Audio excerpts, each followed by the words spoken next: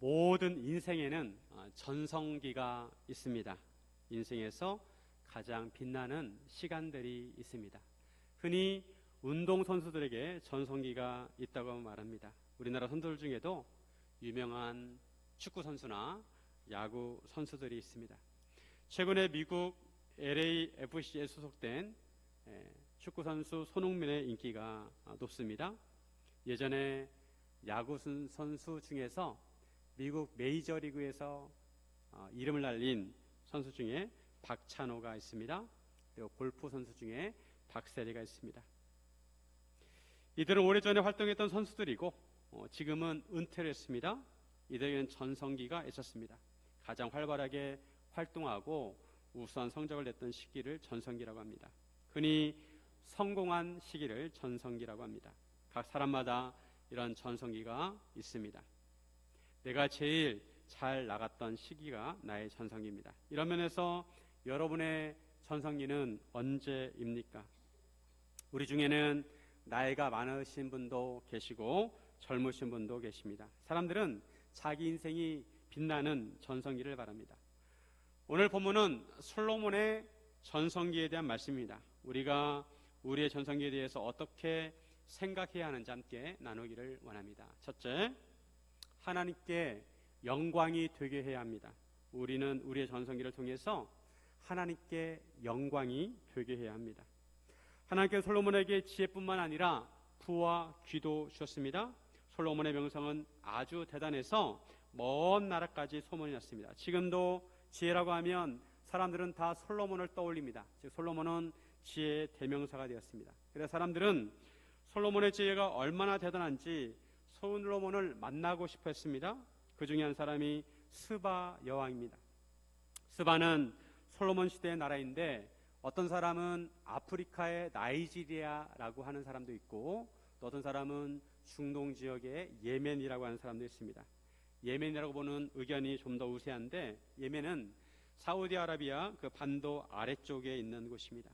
예루살렘에서 약 2,500km 떨어져 있습니다. 우리나라로 치면 한라산에서 백두산을 갔다가 다시 백두산을 찍고 다시 한라산으로 돌아오는 거리보다 더 먼 거리입니다. 요즘은 인터넷이 발달해서 사건이 발생하면 실시간으로 온 세계 사람들이 다 알 수가 있습니다. 하지만 솔로몬 당시에는 통신수단이 발달하지 않아서 사람이 직접 가거나 아니면 편지로 알려주어야 합니다. 즉 직접 사람이 가서 소식을 전해주어야 했습니다. 이스라엘에서 먼 거리에 있는 예멘까지 솔로몬의 지혜가 소문이 났다는 것은 솔로몬의 명성이 아주 대단했다는 것입니다. 바야흐로 솔로몬의 전성시대라고 할 수가 있습니다. 스바 여왕은 그 먼 거리를 많은 수행원들을 데리고 왔습니다. 그것도 그럴 것이 많은 선물을 가지고 왔습니다. 향품과 많은 금과 보석을 낙타에 싣고 왔습니다. 스바 여왕은 솔로몬에게 자기 마음에 궁금했던 것들을 다 물어보았습니다. 다른 사람은 대답해 줄 수 없는 그런 고민들, 어려운 문제들을 솔로몬에게 다 물어봤습니다. 그런데 솔로몬은 놀랍게도 스바 여왕이 물어보는 모든 질문에 다 답을 하는 것입니다. 알지 못해서 대답하지 못하는 것이 하나도 없었습니다. 한 나라의 왕의 질문은 보통 사람의 질문과 다릅니다. 차원이 다릅니다. 한 나라를 통치하기 위해서 여러 난제들을 가지고 있었을 것입니다. 경제, 사회, 문화, 정치, 지식에 이르기까지 하나같이 어려운 문제들이었을 것입니다. 그 당시에는 지도자나 현자들이 주고받는 지혜 놀이가 있었다고 합니다. 어쨌든 솔로몬은 어려운 문제들과 질문들을 하나도 빠짐없이 대답했습니다. 스바 여왕은 솔로몬의 대답을 듣고 나서 그의 지혜에 놀랐습니다. 그뿐 아니라 스바 여왕은 솔로몬과 이스라엘에 대해서 매우 같은 눈으로 다 관찰했습니다. 그런데 그 어느 것 하나도 지나칠 것이 없었습니다. 솔로몬이 건축한 왕궁과 또 식탁에 차려오는 음식과 신하들의 입은 옷과 좌석과 또 서 있는 모습과 여호와의 성전에 올라가는 층계에 이르기까지 크게 감동을 받았습니다. 스바 여왕 솔로몬에게 내가 내 나라에서 당신의 행위와 당신의 지혜에 대해서 들은 소문이 사실이군요 라고 했습니다. 스바 여왕은 솔로몬에 대한 소문을 듣고 믿지 않았었는데 이제 찾아와서 직접 보고 나니까 자기가 들은 것의 절반에도 미치지 못하고 솔로몬의 지혜와 복이 자기가 들은 것보다 더 하다는 것입니다. 백문이 불여일견이라고 직접 눈으로 보고 솔로몬을 만나보니 소문보다 더하면 더했지 못하지 않다는 것입니다. 스바 왕은 솔로몬의 신하들과 사람들의 복되다고 했습니다. 왜냐하면 그들은 항상 지혜로운 솔로몬의 말을, 지혜를 들을 수 있었기 때문입니다. 요즘도 사람들은 어떤 분야에 권위지가 있으면 그 사람을 한 번이라도 만나보려고 하고 그 사람의 말에 귀를 기울입니다. 요즘 대중적으로 인기 있는 강사들이 있습니다. 김창옥 씨나 이호선 박사나 오은영 교수 등이 유명합니다. 이들의 이야기를 들어보면 문제를 해결할 수 있는 답을 들을 수가 있기 때문입니다. 학생들은 왜 대치동에 모여듭니까? 대치동에는 유명한 강사들이 있습니다. 일타 강사가 있습니다. 같은 것을 배워도 일타 강사에게 배우면 머리에 쏙쏙 들어오고 보다 쉽게 배울 수가 있습니다. 솔로몬은 그 당시에 일타 강사였습니다. 스바 왕은 솔로몬의 지혜의 뛰어남을 확인하고 하나님 여호와를 송축했습니다. 9절에 보시면 같이 한번 있습니다. 당신의 하나님 여호와를 송축할지로다. 여호와께서 당신을 기뻐하사 이스라엘 왕위에 올리셨고 여호와께서 영원히 이스라엘을 사랑하심으로 당신을 세워 왕으로 삼아 정의와 공의를 행하게 하셨도다 하고, 스바의 왕이 솔로몬을 칭찬한 것이 아니라 자세히 보시면 솔로몬에게 지혜를 주신 여호와 하나님을 송축하고 있습니다. 하나님 여호와께서 솔로몬을 이스라엘 왕으로 삼으셨고 여호와께서 이스라엘 영원히 사랑하시기에 솔로몬을 왕으로 세워 정의와 공의를 행하게 하셨다는 것입니다. 스바 왕은 선물로 가져온 근 120달란트와 많은 향품과 보석을 솔로몬에게 드렸고 이처럼 많은 향품이 다시 오지 않았습니다. 솔로몬이 주목받은 것은 그의 지혜 때문입니다. 솔로몬의 지혜가 너무 뛰어나서 온 세계에 소문이 났고 먼 나라에까지 솔로몬을 찾아와서 한 번이라도 보기를 원했습니다. 솔로몬은 세계적인 슈퍼스타가 되었습니다. 그럼에도 우리가 스바 여왕을 통해서 배울 수 있는 것은 그 지혜를 주신 여호와 하나님을 주목하고 있다는 것입니다. 스바 여왕은 여호와 하나님께 대해서 잘 알지 못했을 것입니다. 그럼에도 솔로몬의 지혜가 어디서 왔는지 그 근원을 알고 있습니다. 그래서 지혜를 주신 여호와 하나님을 찬양하고 영광을 돌렸습니다. 시상식에서 상을 받은 사람들이 하나님께 영광을 돌리는 것을 종종 봅니다. 유명한 스타가 나와가지고 제가 오늘 이 상을 받은 것은 하나님 덕분이고 하나님께 영광을 돌립니다. 이런 멘트를 많이 들어보셨을 것입니다. 시상식에서 상을 받는 것은 영광스러운 것입니다. 그 사람의 실력과 공로가 인정받는 것입니다. 하지만 그 사람이 그렇게 인정을 받는 것은 결국 하나님의 은혜이고 사람들의 박수와 눈이 자신이 아니라 하나님께 향하기를 원하는 것입니다. 모든 것이 하나님으로부터 비롯되었다는 것입니다. 사람들이 전성기에 주로 상을 받고 사람들의 주목을 받습니다. 그러면 그 사람의 인기가 올라가고 그의 명성과 함께 부와 명예도 얻게 됩니다. 하나님 믿는 성도들은 이때 조심해야 합니다. 자신이 받는 사람들의 관심과 인기와 명예가 하나님으로부터 비롯되었다는 것을 기억해야 합니다. 그리고 하나님께 영광을 돌려야 합니다. 사람들의 시선이 전성기에 있는 나에게 머물러서는 안 되고 하나님을 향하도록 해야 합니다. 우리가 사람이다 보니 사람들의 주목을 받다 보면 우리도 모르게 자연스럽게 어깨가 올라갑니다. 인정받는 자신의 가치를 알고 교만한 마음이 생깁니다. 마음속으로 내가 제일 잘 나가. 하지만 우리는 우리에게 있는 것들이 어디에서 온 것인지 분명히 알아야 합니다. 모든 것은 하나님으로부터 온 것입니다. 생명도, 재산도, 가족도, 시간도, 건강도 모든 것이 다 하나님으로부터 온 것입니다. 우리 이것을 인정해야 합니다. 역대상 29장 12절 부와 귀가 주께로 말미암고 또 주는 만물의 주제가 되사 손에 권세와 능력이 있사오니 모든 사람을 크게 하심과 강하게 하심이 주의 손에 있나이다. 우리가 부하고 존귀하게 되고 크게 되고 강하게 되는 것이 다 하나님의 손에 있다는 것입니다. 이것은 다윗의 고백입니다. 다윗은 믿음이 좋았습니다. 좋은 믿음이란 하나님을 바로 알고 나 자신을 바로 아는 것입니다. 하나님께서 얼마나 위대하신 분인지 바로 알아야 합니다. 우리가 얼마나 미물 같은 존재인지 알아야 합니다. 우리가 이것을 바로 알 때 나의 전성기가 하나님으로부터 온 것을 알고 하나님께 영광을 돌릴 수가 있습니다. 사랑하는 성도 여러분, 가장 높은 곳에 있을 때 하나님께 영광을 돌리시기를 주님의 이름으로 축원드립니다. 둘째, 성공에 머물지 말고 의미 있게 사용해야 합니다. 사람들은 인생을 살면서 성공하기를 간절히 원합니다. 부자가 되든지 어떤 분야 1등이든지 사람들의 인정과 주목을 받고 싶어합니다. 하지만 그것이 끝이어서는 안 됩니다. 성공이 목적이 아니라 그것을 통해 의미 있는 일을 해야 합니다. 솔로몬은 금을 많이 모았습니다. 금은 물질 중에서도 사람들이 가장 귀하게 여기는 것입니다. 솔로몬은 금뿐만 아니라 보석과 귀한 것들을 모았습니다. 솔로몬의 영향력은 컸습니다. 단순히 이스라엘 내에서만 머물지 않고 주변 나라들뿐만 아니라 먼 나라까지 영향을 미쳤습니다. 솔로몬 시대의 순금 산지로 유명한 오빌에서부터 금뿐만 아니라 많은 백단목과 보석도 가져왔습니다. 오빌도 아라비아 반도에 있습니다. 솔로몬은 백단목으로 여호와의 성전과 왕군의 난간을 만들었습니다. 그리고 노래하는 자들을 위해서 수금과 비파를 만들었습니다. 솔로몬의 세금의 무게는 금 666달란트입니다.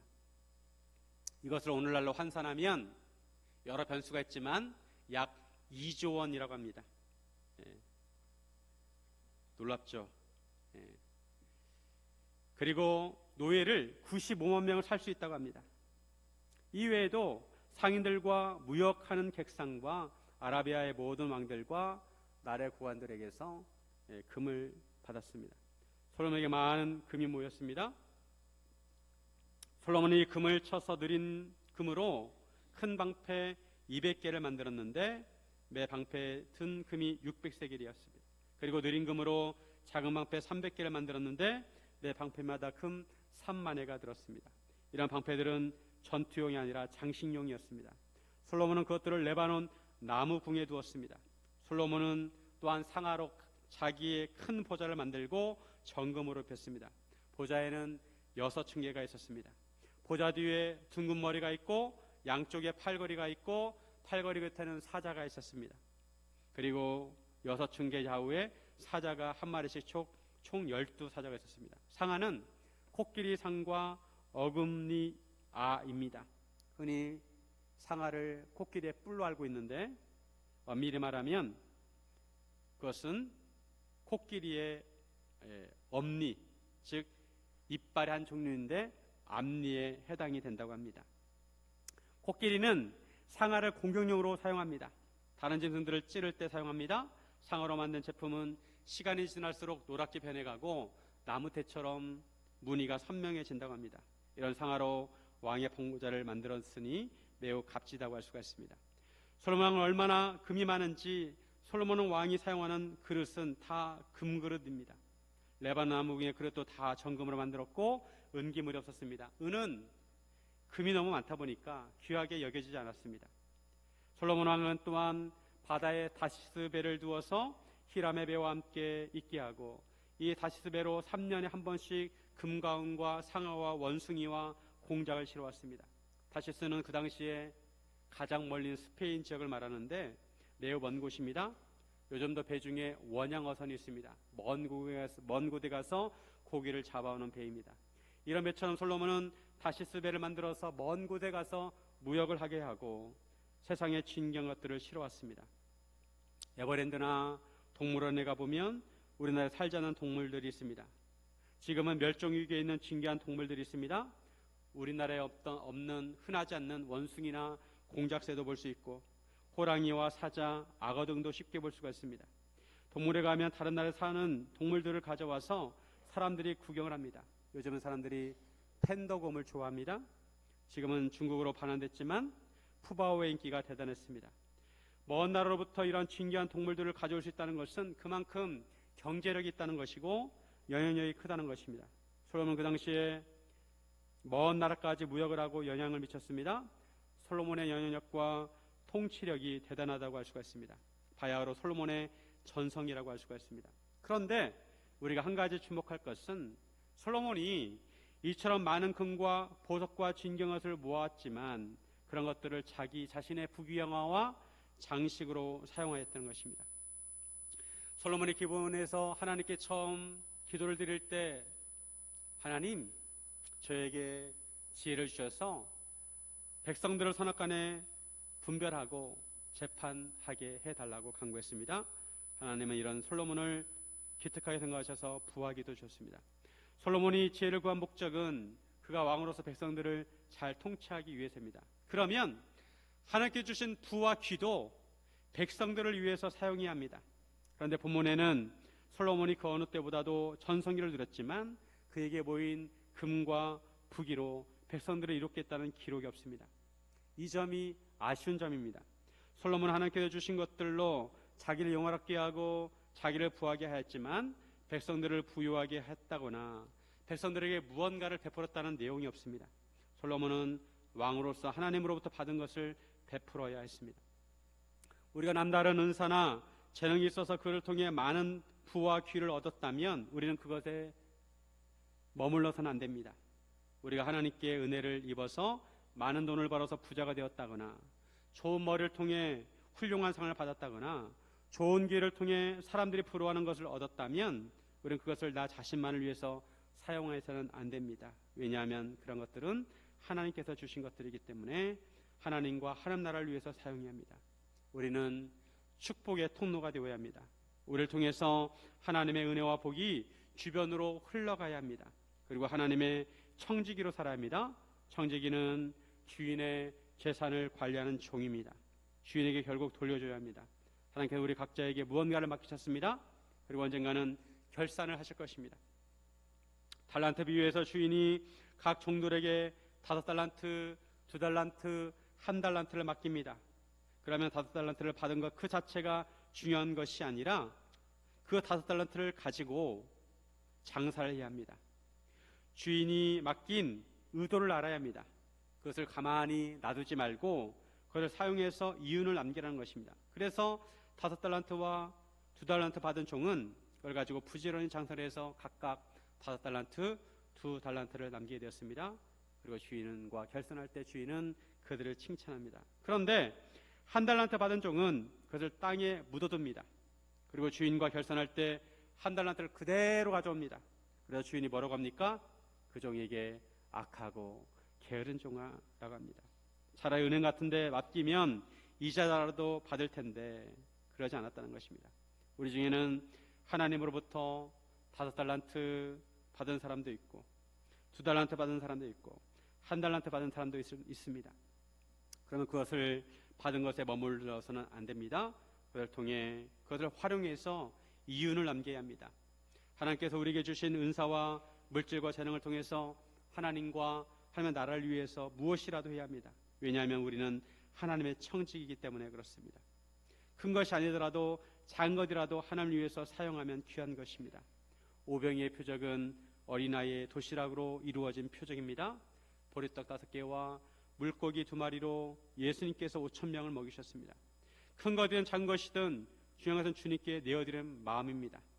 예전에 신방을 하다 보면 어떤 성도님들이 말씀합니다. 목사님, 제가 이 사업에 성공하면 고아원을 짓겠습니다. 양로원을 짓겠습니다. 제가 이 일에 성공하면 하나님을 위해서 일하겠습니다. 하지만 작은 것이라도 평소에 하나님을 섬겨야 합니다. 그렇지 않으면 큰 것을 얻는다 하더라도 하나님께 드리는 것이 쉽지 않습니다.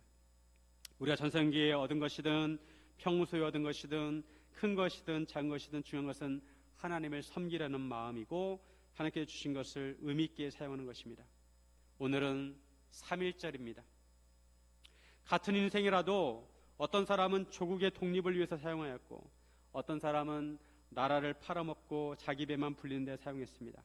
작은 것이라도 하나님께 드리면 의미가 있습니다. 반면에 아무리 큰 것을 가졌어도 자기만을 위해서 사용하면 아무 의미가 없습니다. 우리 성함교회 권사님들과 집사님들 모든 성도님들을 보면 시간을 쪼개서 청소를 하기도 하고 봉사를 하기도 하고 은사를 통해서 교회를 섬기시는 모습을 보는데 그런 것들은 하나님께서 칭찬하시는 의미 있는 일이라고 생각을 합니다. 우리가 전성기를 통해서 성공을 하였다면 성공이 목적이 되어서는 안 되고 그걸 통해서 의미 있는 일을 해야 합니다. 사랑하는 성도 여러분, 성공에 머무르지 말고 의미 있게 사용하시기를 주님의 이름으로 축원드립니다. 셋째, 하나님의 지혜를 드러내야 합니다. 우리는 전성기를 통해서 나의 지혜가 아니라 나의 이름이 아니라 하나님의 지혜를 드러내야 합니다. 솔로몬은 그의 지혜를 통해 전성기를 이뤘습니다. 솔로몬 왕의 재산과 지혜가 세상의 그 어느 것 왕보다도 크다고 말씀합니다. 온 세상 사람들이 솔로몬을 보기를 원했습니다. 24절에 온 세상 사람들이 다 하나님께서 솔로몬의 마음에 주신 지혜를 들으며 그의 얼굴을 보기 원하여 솔로몬으로부터 무엇이라도 한마디 듣기를 원했습니다. 사람들은 자기의 고민과 문제를 해결해 줄 현인을 찾습니다. 사람들은 각자 자신만의 문제가 있습니다. 이런 문제를 쉽게 해결할 수 없으니까 그런 사람들을 찾아다니는 것입니다. 전문가를 찾기도 하고 탁월한 사람의 고견을 듣기 원합니다.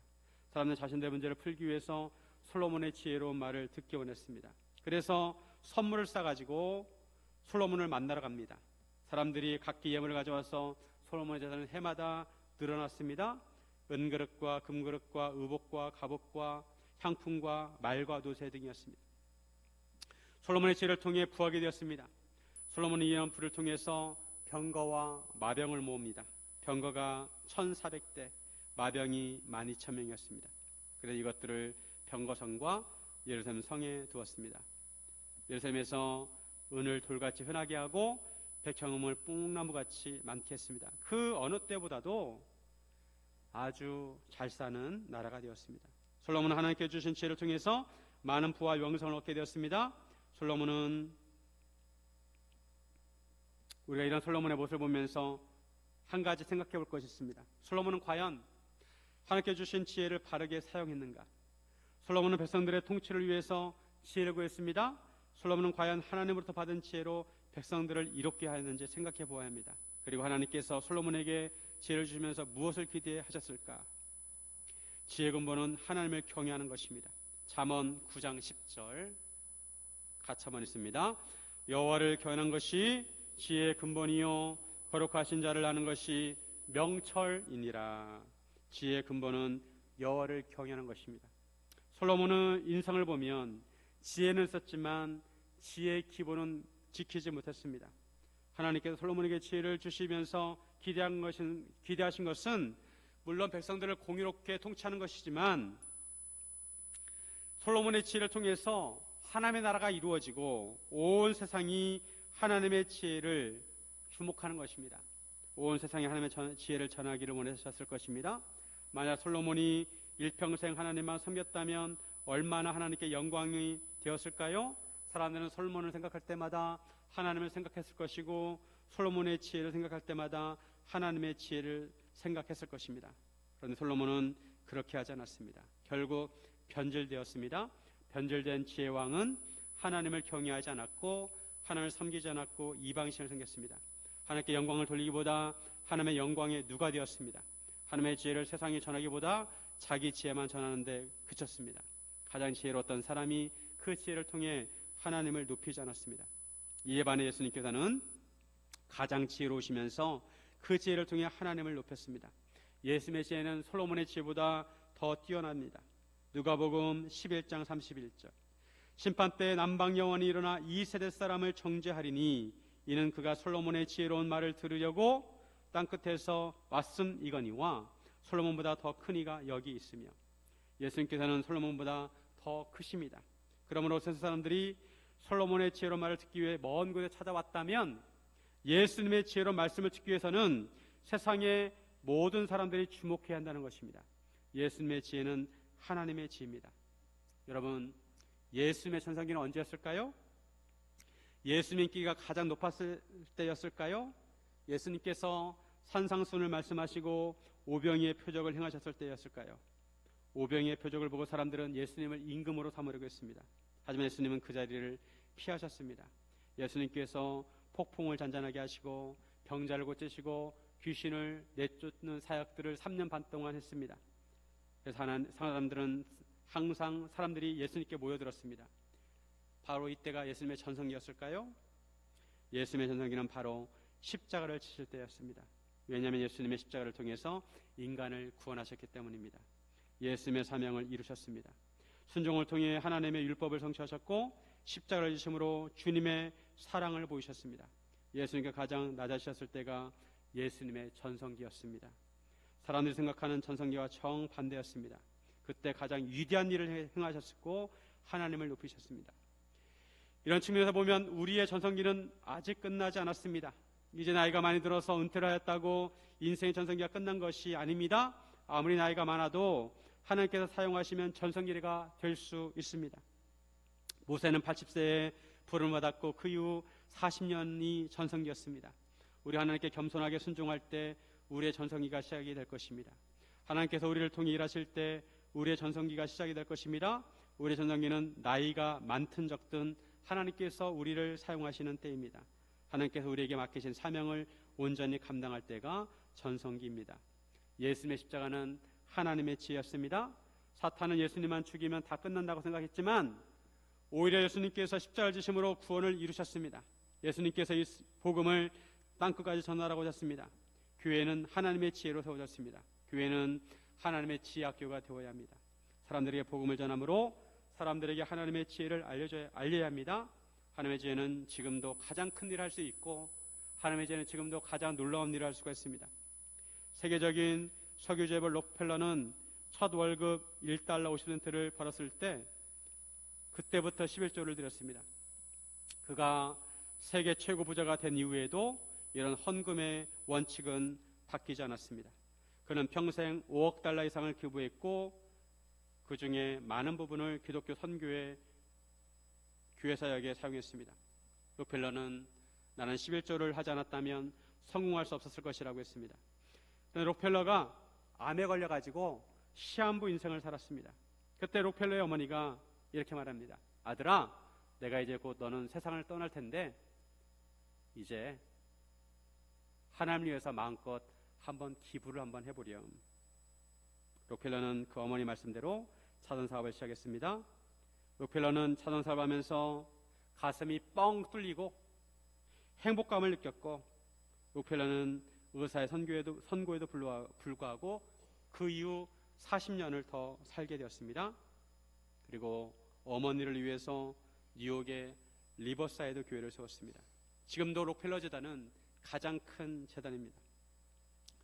루트르노는 세계적인 중장비 회사의 창립자였습니다. 20세기에 불도저와 대형 토목 장비를 개발해서 막대한 부를 이루었습니다. 그는 이렇게 말했습니다. 난 하나님께 10%를 드리는 것이 아니라 하나님께 90%를 드리고 10%로 살아갑니다. 그는 수익의 대부분을 선교와 기독교 교육에 사용했습니다. 그가 세운 학교가 미국 텍사스에 있는 루트르노 대학교입니다. 그는 하나님께서 내 삽에 기름을 부으셨고 나는 그분의 나라를 위해 그것을 사용했다고 합니다. 나니아 연대기로 세계적인 성공을 거둔 C.S. 루이스는 인쇄 수입을 대부분 기독교 구제 사역에 사용했습니다. 그는 아가페 기금을 만들어서 가난한 성도들과 사역자들을 무명으로 도왔습니다. 루이스는 부자가 되기를 원치 않았고 오히려 성공을 두려워했습니다. 하나님, 내게 돈을 맡기신 것이 시험이다고, 나의 시험이다고 했습니다. 이런 전성기를 통해서 하나님께 영광을 돌린 사람들입니다. 그들의 지혜가 아니라 하나님의 지혜가 드러나겠습니다. 사랑하는 성도 여러분, 전성기는 박수 받을 때가 아닙니다. 전성기는 많이 가질 때가 아닙니다. 하나님께 영광을 돌릴 때, 내 성공이 흘러서 누군가를 살릴 때, 내 이름이 아니라 하나님의 지혜가 드러날 때, 그때가 진짜 전성기입니다. 솔로몬은 높이 올랐지만 끝을 지키지 못했습니다. 예수님은 낮아지셨지만 가장 높아지셨습니다. 세상은 왕자를 전성기라고 하지만 하나님은 십자가를 전성기라고 하십니다. 오늘 우리는 어디에 서 있습니까? 혹시 이미 전성기가 지났다고 생각하십니까? 하나님이 사용하시면 지금이 전성기입니다. 하나님께 영광을 돌리기로 결단한 순간, 내 지혜가 아니라 하나님의 지혜를 드러내는 순간, 그때가 바로 내 인생의 가장 빛나는 전성기입니다. 사랑하는 여러분, 사람이 기억하는 전성기가 아니라 하나님이 기억하시는 전성기를 사시기를 주님의 이름으로 축원드립니다.